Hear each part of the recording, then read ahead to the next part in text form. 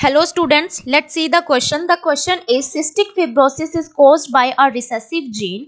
If capital C that is normal and small c that is cystic fibrosis, how can a child with cystic fibrosis have two parents that do not have cystic fibrosis? ठीक है, तो सबसे पहले यहाँ पे क्या बोल रहा है बेटा ये कि जो सिस्टिक फिब्रोसिस है वो किसकी वजह से होता है, एक रिसेसिव जीन की वजह से होता है। सिस्टिक फिब्रोसिस क्या है बेटा, एक ऑटोसोमल रिसेसिव डिसऑर्डर है। ठीक है, ऑटोसोमल रिसेसिव डिसऑर्डर, इसका क्या मतलब है बेटा कि सिस्टिक फिब्रोसिस के लिए जो रिस्पॉन्सिबल जीन है वो ऑटोसोम्स के ऊपर प्रेजेंट होगा सबसे पहले। तो बाद में सिस्टिक फिब्रोसिस में होता क्या है बेटा, ये अपने डाइजेस्टिव सिस्टम और लंग्स को डिस्ट्रॉय कर देता है। ये अफेक्ट करता है बेटा म्यूकस सिक्रेटिंग सेल्स को, और डाइजेस्टिव जूस जो सिक्रेट करते हैं बेटा उन सेल्स को अफेक्ट करता है। इसकी वजह से ये बहुत ज़्यादा थिक हो जाते हैं और वो जो पाइप्स होती हैं बेटा वो ब्लॉक हो जाती हैं, और ये एक तरह से लाइफ थ्रेटनिंग डिजीज है। ठीक है,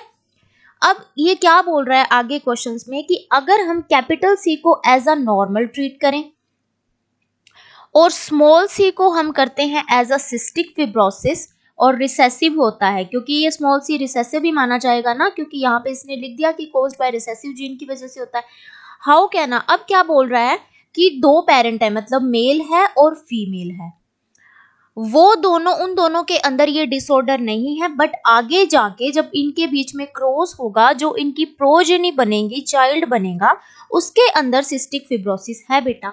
तो ये कैसे पॉसिबल हो सकता है, किस चीज के बीच में अगर हम क्रॉस करवाएं तब ये पॉसिबल होगा। ठीक है, तो नॉर्मल, चलो अब हम देखते हैं बेटा, लेते हैं यहाँ पर कैपिटल सी, ये तो हो गया यहाँ पर नॉर्मल। एक यहाँ पर लेते हैं हम बेटा कैपिटल सी स्मॉल सी। ठीक है, तो यहाँ पर क्या होगा बेटा, एक यहाँ पर ले लिया हमने, तो यहाँ पर एक गैमेट बनेगा कैपिटल सी, यहाँ पर दो गैमेट बनेंगे बेटा, दैट इज कैपिटल सी और स्मॉल सी। ठीक है, तो अब क्या होगा बेटा, अब देखो, अब इनके गैमेट बनेंगे तो कैपिटल सी ये हो जाएगा, और यहाँ पर यही गैमेट बन जाएगा कैपिटल सी स्मॉल सी। ठीक है, तो बेटा ये तो होगा नॉर्मल, ठीक है, और ये होगा ना, इसके अंदर सिस्टिक फिब्रोसिस नहीं होगा। सिस्टिक फिब्रोसिस कब होगा, जब ये दोनों होमोलोगस कंडीशन में प्रेजेंट होंगे। होमोलोगस रिसेसिव कंडीशन में अगर ये स्मॉल सी प्रेजेंट होंगे तभी सिस्टिक फिब्रोसिस होगा। ठीक है, तो यहाँ पर ये एज अ कैरियर बिहेव करेगा बेटा। ठीक है, इसके अंदर सिस्टिक फिब्रोसिस का डिसऑर्डर नहीं है, ये एज अ कैरियर है। ठीक है, मतलब ये नेक्स्ट जनरेशन के अंदर ये कैरी करके लेके जाएगा नेक्स्ट जनरेशन में अपना ये जीन। ठीक है, तो अब क्या होता है बेटा, इसकी हम सेल्फ क्रॉस करवाते हैं, कैपिटल सी स्मॉल सी दोनों कैरियर हो गए। यहाँ पर बेटा इनके दो गैमेट बने कैपिटल सी स्मॉल सी, यहाँ पर फिर से दो गैमेट बन जाते हैं कैपिटल सी स्मॉल सी। इनका क्रॉस करवाते हैं कैपिटल सी, इसका क्रॉस करवाते हैं कैपिटल सी स्मॉल सी। अब क्या होता है बेटा, अब हम इसका क्रॉस करवाएंगे कैपिटल सी स्मॉल सी, और इसका अगर क्रॉस करवाएंगे तो स्मॉल सी। ठीक है, ये तो हो गया बेटा यहाँ पर नॉर्मल चाइल्ड, ये दो हो गए बेटा कैरियर चाइल्ड, और ये जो यहाँ पर आया this is cystic fibrosis.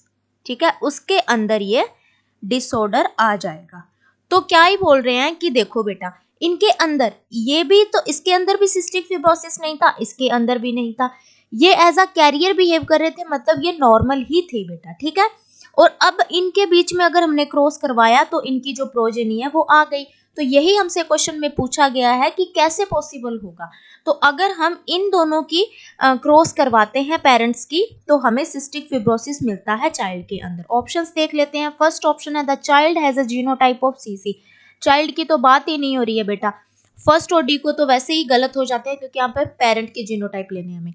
B बोल रहा है the parent have genotype capital C and capital C small C. नहीं बेटा, इससे भी नहीं होगा, क्योंकि इससे तो एज अ कैरियर हमने बना के देखा था, कैरियर ही आया था, नॉर्मल ही आया था, तो ये भी गलत हो जाता है।